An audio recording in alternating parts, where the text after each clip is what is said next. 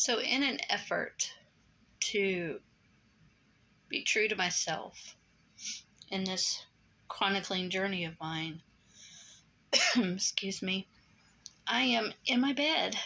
And aren't you guys lucky? Because you get a chronicle Chatty-chat from my bed.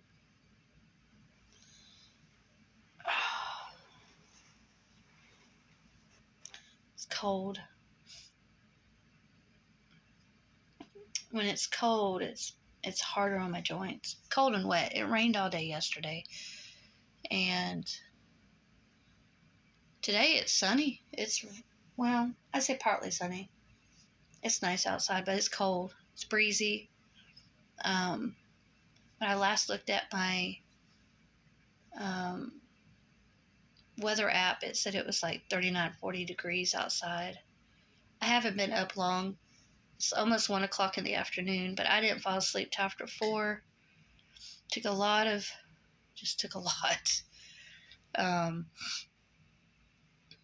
Today I'm just, my body said, you're not going to be doing a lot today. And this is just part of it. This is just part of the journey. Got my good old compression gloves on today. I wish I had a compression bodysuit. I don't know. I think it'd be very hard to get on and off. I guess it'd be something like those suits that people wear when they go swimming, a wetsuit. I assume it'd be something like that. Because I've thought about compression socks because of my knees. But socks are hard enough and you don't bend very well. But I thought I'd do a quick little chatty chat from my bed. Keep accountable to myself. Watch myself on this journey.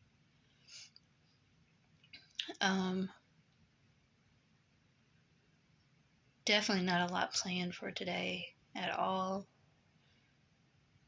If my body allows it, I might get up and load a dishwasher. I don't know. I did a grocery order last night. It'll come this evening.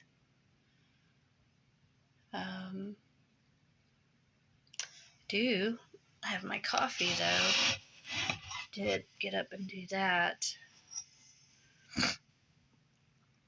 Though I don't know how much I'm actually going to drink today.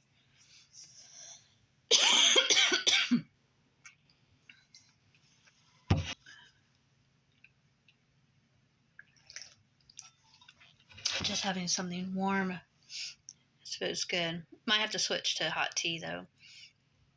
My favorite is to take, there's one I get, it's a spearmint peppermint mix, and I put that with chamomile, and that is my absolute favorite blend, I guess you could call it.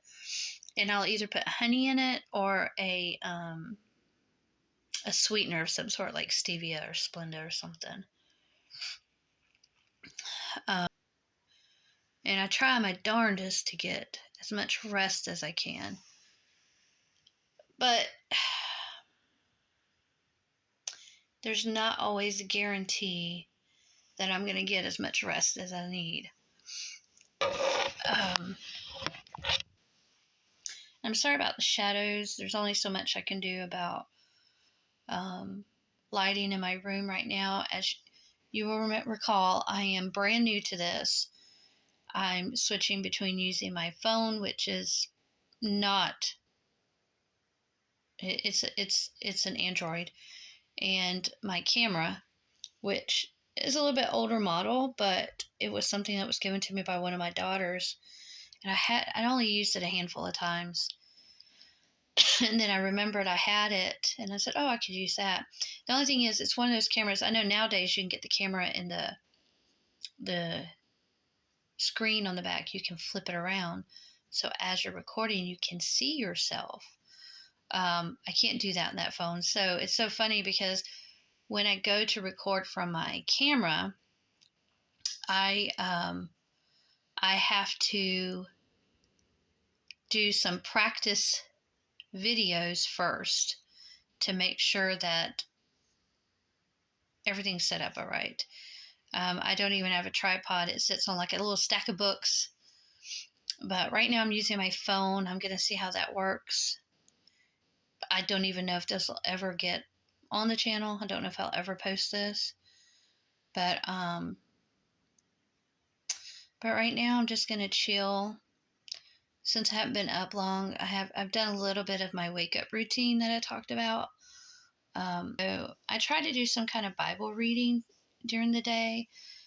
I know some people want to do theirs first thing in the morning, and just to get that in their head first thing, and that is absolutely fantabulous. I am all for that. But I think anytime that you can get it, if you're a person who has to go to work, you could turn on an audio Bible. Or some kind of audio devotion. I know nowadays with everything, there's an app for that kind of thing. You can get the Bible app and listen to the daily verse that they put out, because they'll have a verse, then they have someone who like speaks about it or whatever. Um, but I'm endeavoring to read through the Bible for the first time in my life in a year. So I'm using what is that called? It's Through the Bible, I think, or something. It's Tara Lee Cobble is her name, and what she does is she goes through it chronologically, and uh, we started in Genesis a few chapters in, we got through Noah, and now we're in Job. Job is a very interesting read, but it's also been interesting for me, especially going through a lot of the physical stuff that I go through, the pain and different things like that. But it also is interesting because seeing it, because you think about the friends. I don't know if anybody's ever read Job. So Job is a guy who he was quite prosperous, um, good lands, cattle at the he was well off. Now his children, they it seems like according to what was going on is they would party, and then sometimes what Job would do is, in fear that they had done something during that time that they shouldn't have, he would give offerings and stuff just in case for his children. Anyway, um, so there's a part that comes up in Job where it says that the different like angels and whatnots that come into like the court of God, and Satan shows up, and God asked him, "Where have you been?" He said, "Well, I've been just wandering around, just going to and fro."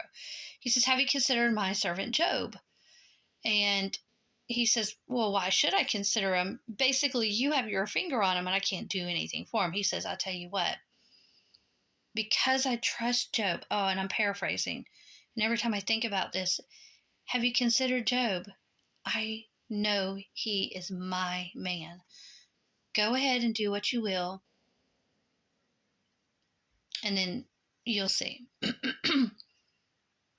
So, through various natural disasters and neighboring enemies, Job loses everything, including his children. And he is just absolutely devastated. And, um, but he never once blames God. Now, he wishes he had never been born. He wonders, why? Because I know that I've been doing what I'm supposed to be doing. Why is this happening? And then he's allowed to have like boils or sores or whatever put on him. I know that's gross. But in none of this does he ever blame God for it. And sometimes it's very easy for us when what I find interesting about Job is his friends. His friends who are offering him all these things about what it must be something you've done. You need to make sure that, I mean, God wouldn't do something without a reason, like, like you've done something. You have done something. And I can remember even in my own journey, when I first was diagnosed and I started having problems. Actually, before I was ever diagnosed, I started having physical problems. People would ask, maybe you need to check and see if there's something you've done. And honestly, through everything I've studied in scripture, I'm not saying it's not that, but sometimes it's not that. And sometimes it's just learning to trust. Even when you feel like, what the heck is going on? And why should I?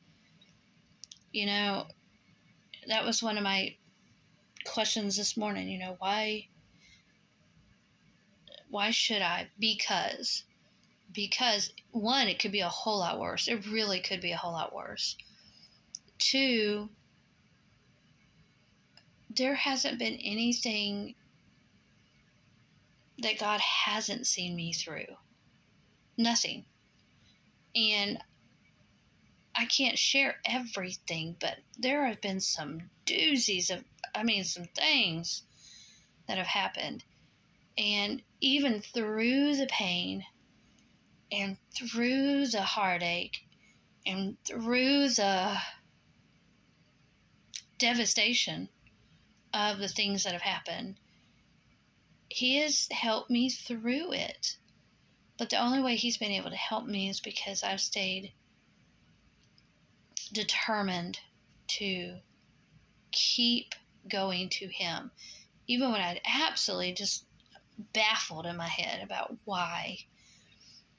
And I may not know why until I'm in His presence. And it's learning to trust the sovereignty of God through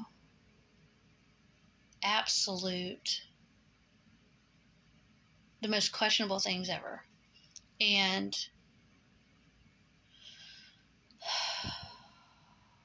I'm not saying I'm always at peace, because I'm not. That is something I am constantly working on. But I'm going to go ahead and let you guys go about your day. I'm going to just sit here and rest, probably enjoy some vloggers on YouTube, and I'm going to just spend my day resting, getting better, and I will see you in my next video. Have a great day.